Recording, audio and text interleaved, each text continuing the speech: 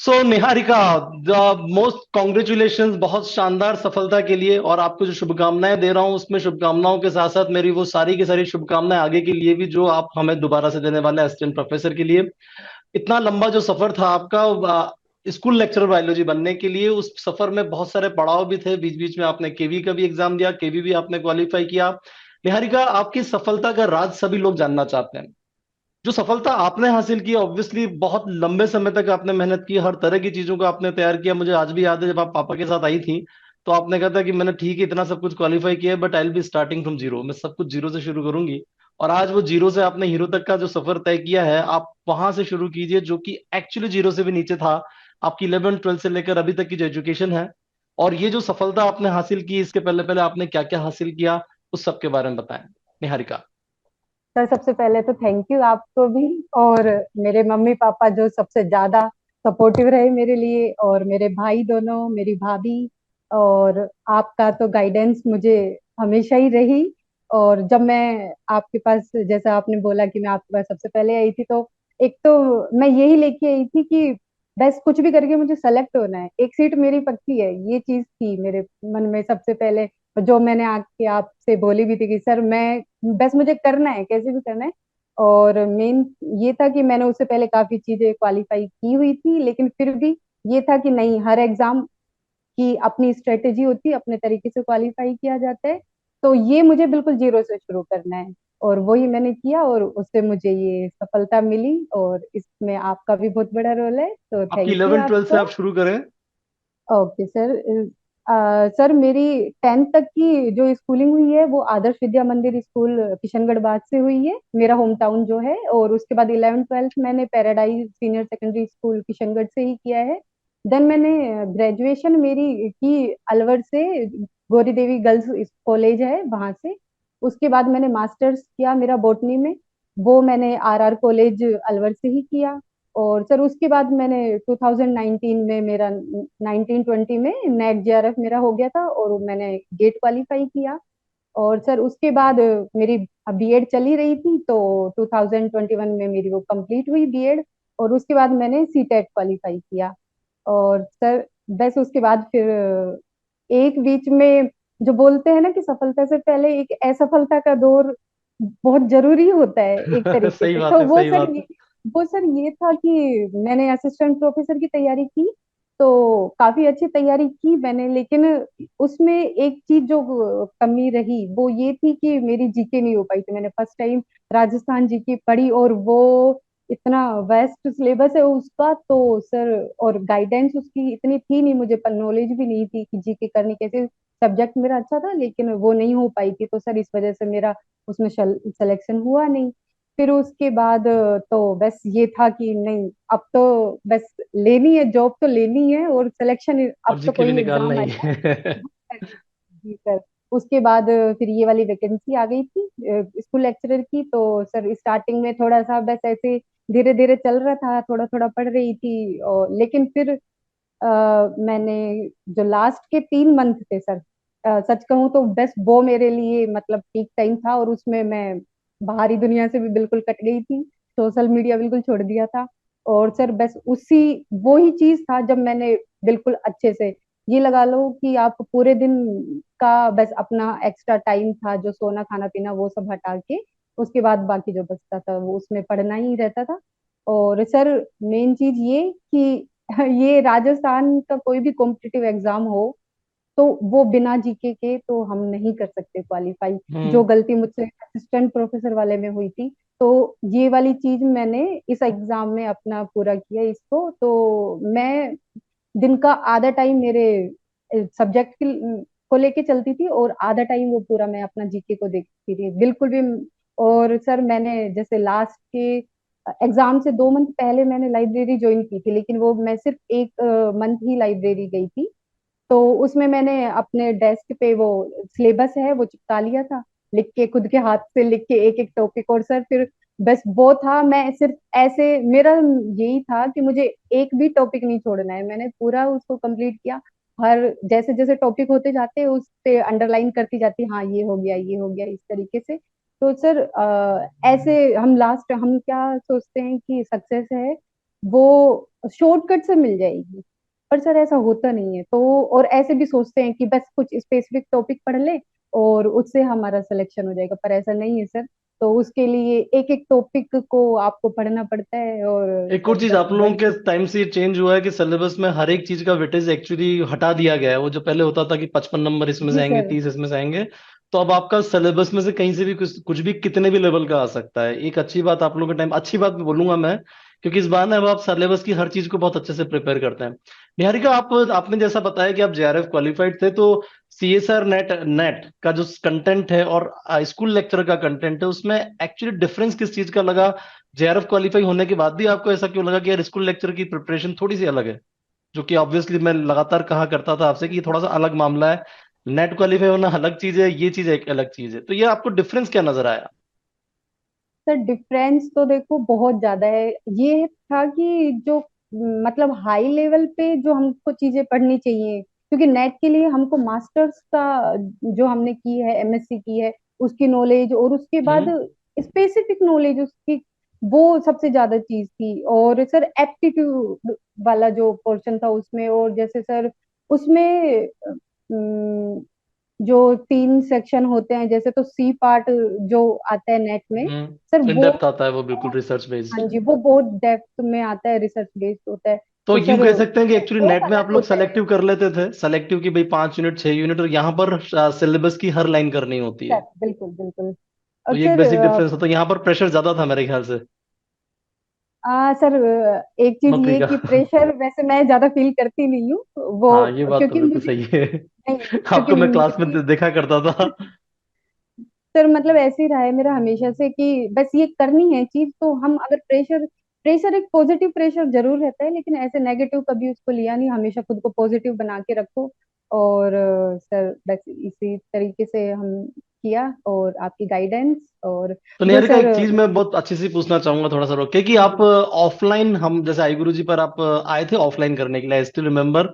आपको जी sir. Offline करते करते फिर ऑनलाइन चले गए, और ऑनलाइन ऑफलाइन में आपको क्या अंतर समझ में आता है? कि कोई अंतर पड़ता है क्या ऑफलाइन क्लास ऑनलाइन क्लास? क्योंकि बहुत सारे लोग अजीब अजीब बातें करते हैं कि ऑफलाइन क्लास और नोट्स स्ट्रेटजी, जैसे मेरी जो स्ट्रेटजी है वो नोट्स की है। मैं डिक्टेट नहीं कराता, वो एक मैप नोट्स होते हैं पूरे के पूरे, बिल्कुल चित्र बने हुए हर एक चीज का, और उस हर एक चीज का चित्र होता है। तो मैप नोट्स स्ट्रेटेजी, हमारा जो रिकॉर्डिंग स्टाइल है, फिर उसके बाद क्वेश्चन आंसरिंग, या ऑफलाइन, इनमें आपको क्या अंतर समझ में आ रहा है? ऑफलाइन और ऑनलाइन में कोई अंतर लगा क्या आपको पढ़ाई करते वक्त कंटेंट के सेंस में?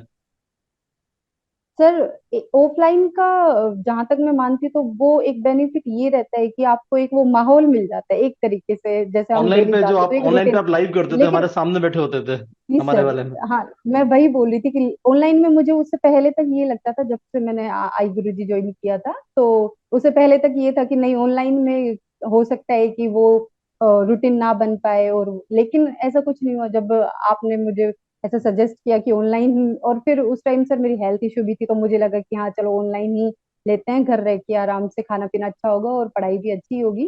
तो सर फिर ऑनलाइन जैसे किया, तो मतलब वो बिल्कुल ही अलग एक एक्सपीरियंस था, बिल्कुल मतलब लगता ही नहीं था, क्योंकि हम जूम पे वो सब करते थे, और होते थे हमारे सेशंस भी होते थे, लाइव सेशंस होते थे, तो उसमें सबसे ऐसे कनेक्ट करना, और जो भी डाउट होता था सब कुछ ऐसे आराम से, कोई दिक्कत नहीं है सर ऑनलाइन में। और मुझे लगता है कि अगर इस तरीके से ऑनलाइन सेशन हो तो जरूर ऐसे ही करना चाहिए, क्यों हम फालतू में बाहर जाके अपना चलिए, बहुत बढ़िया मतलब है, बहुत टाइम भी बढ़िया वेस्ट है। करें और हेल्थ भी खराब करें। सर मेरा तो क्या हेल्थ का इश्यू रहता है, तो बाहर मुझे ज्यादा ऐसे सूट करता नहीं, तो इसलिए मुझे तो ऑनलाइन बहुत अच्छा लगा।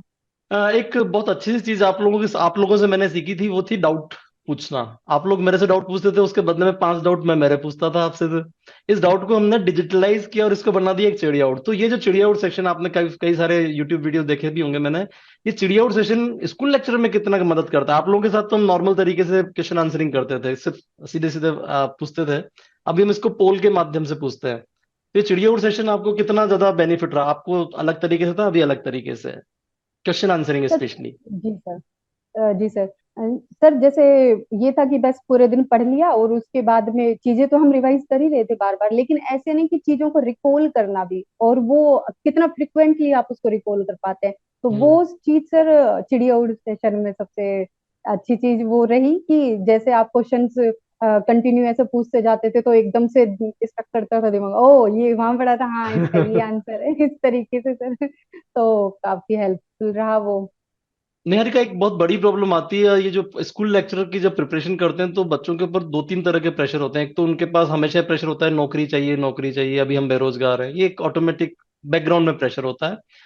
कई बार प्रिपरेशन करते करते फ्रस्ट्रेट हो जाते हैं, अरे यार पता नहीं मेरा क्या हो रहा है, मेरी तो कुछ प्रिपरेशन नहीं हो रही। तो ये इस तरह की नेगेटिविटी सभी बच्चों को बहुत ज्यादा फेस करनी पड़ती है, ये एक रूटीन है, एक जाहिर सा ह्यूमन नेचर है। आपके साथ भी इस तरह की होती होगी। आप अपने आप को ओवरकम कैसे करते थे? जी सर। सर जैसे मैं मेरा बताऊं तो क्या था, मेरे एग्जाम से 2-3 मंथ पहले मेरी मम्मी का ऑपरेशन हुआ था। तो और ऐसे घर में मतलब मैं ही थी, सारा काम भी करती थी और उसके बाद फिर पढ़ाई करना और सर इस तरीके से। तो फिर और फिर सर ऐसे होता है कि ऐसा कुछ होता है तो मिलने वालों का भी बहुत वो रहता है, तो सही पूरे दिन बात है। उसमें चले जाता अपने था। राजस्थान में तो तो कुछ सर ज्यादा ही होता है ऐसा। हाँ जी सर। तो उसमें क्या था, पूरा तो स्टार्टिंग में तो मुझे मैं मैनेज कर रही थी, लेकिन जब जैसे जैसे एग्जाम पास आता जा रहा था तो बहुत ज्यादा हेक्टिक हो रही थी वो चीजें। तो फिर सर एक तो मैंने योगा स्टार्ट की डेली। सुबह उठते ही सबसे पहले योगा करती थी और सर उसके बाद पॉजिटिव रखने के लिए वही लास्ट के 2 मंथ पहले मैंने जैसे को लाइब्रेरी ज्वाइन कर ली थी। मिरर मिरर और सर एक्सरसाइज। सर वो मिरर एक्सरसाइज डेली जैसे मैं पढ़ के आती या फिर बीच में उठ के कभी गए तो बस शीशे में गए सामने खड़े हुए और बस यही कि यस मेरा सिलेक्शन हो गया है और मैं स्कूल लेक्चरर बन गई हूँ। इस तरीके से बस डेली खुद को बोलना, मोटिवेट करना। और सर जैसे कभी पढ़ाई के बाद ऐसा होता है कि हम पूरे टाइम तो देखो पढ़ नहीं पाते, तो उसमें फिर मैं सॉन्ग सुन लेती थी। वो खुद को मोटिवेट रखने के लिए सर हम कुछ भी कर सकते हैं, और कुछ पोइट्रीज की। तो इस तरीके से चलिए मोटिवेट, बहुत और बढ़िया सर घर वालों निहारिका। का तो साथ था ही। वो तो बात सही है, क्योंकि आप बहुत सारे लोगों के लिए ये जो आप बातें बोल रहे हो बहुत सारे लोगों के लिए प्रेरणा है। क्योंकि आ, यह इस पूरे खेल में पढ़ना सफिशिएंट नहीं होता, उस पढ़ने का जो टेम्पो बने रहना है, यानी कि लगातार चीजों को करते रह सकना, ये ज्यादा महत्वपूर्ण होता है। आपने एक सिलेबस रट्टा मार लिया वहां तक ना बात नहीं बनती है। आप अपना मेंटल बैलेंस भी बनाए रखो, क्योंकि एग्जाम के दिन आपको सिर्फ पढ़ाई काम नहीं आने वाली, मेंटल बैलेंस काम आने वाला है। तो लास्ट क्वेश्चन मेरा ये रहेगा, वो जो 3 घंटे का एग्जाम होता है वो उस दौरान में आपने अपने आप को कैसे मैनेज किया? क्योंकि उस वक्त भी एकदम से स्ट्रेस तो होता ही है। तो 3 घंटे की स्ट्रेटेजी क्या होती है जब एग्जाम दे रहे होते हो आप लोग? सर सच बताऊं 150 तो क्वेश्चन मुझे, करने होते हैं भाई। जी सर, मतलब मेरा ये रहा है कि जब भी मैं एग्जाम देने जाती हूँ तो उस दिन क्या, सुबह मैं ऐसे पढ़ती नहीं हूँ। मैं अपने आप हम्म। को फ्री रखती हूँ, सॉन्ग्स वगैरह भी सुन लेती हूँ कभी कभी ऐसे। और सर मैं उस दिन भी योगा करके गई थी, क्योंकि उससे एक क्या अलग एनर्जी मिलती है। और उसके बाद में जैसे वहां गए तो सर मैं बिल्कुल मतलब इधर उधर का कुछ सोचती ही नहीं थी। और जैसे मैं उस दिन गई थी तो सर ऐसे अंदर से तो थोड़ा डर रहता है कि यार होगा कि नहीं होगा, इतनी तैयारी की है। तो हम्म। लेकिन सर बस मैं अपने आप को जितना ज्यादा हो सके ऐसे स्माइली फेस और वो तो अभी अंदर भी से है, वो तो बस खुद आप को हमेशा रहते मोटिवेट हो। रखना। जी सर। हाँ। तो बस ये था। और सर वहां अंदर जैसे हॉल में गए तो होता है कि जैसे हम जी के सर सब्जेक्ट में तो फिर भी नहीं इतनी प्रॉब्लम आती है, पर जीके का देखते हैं जैसे कुछ क्वेश्चंस मान लो नहीं आ रहे हैं तो सर उनको स्किप कर दो बिल्कुल। क्यों उसमें टाइम वेस्ट करना है, तो बस उनको छोड़ो और फिर अगला करो। और बस ये था कि 3 घंटे का जो टाइम रहता है, बस उसमें हमको इधर उधर कहीं दिमाग नहीं लेके जाना, बस वहीं पे फोकस करो। और बस सर ये था। चलिए बहुत बढ़िया निहारिका। सो लास्ट मैसेज जो बच्चों सबको सबको देना चाहोगे, जो इस अब नेक्स्ट वाले रिक्रूटमेंट के लिए एस्पायरेंट्स हैं, उनके लिए आप क्या मैसेज देना चाहोगे?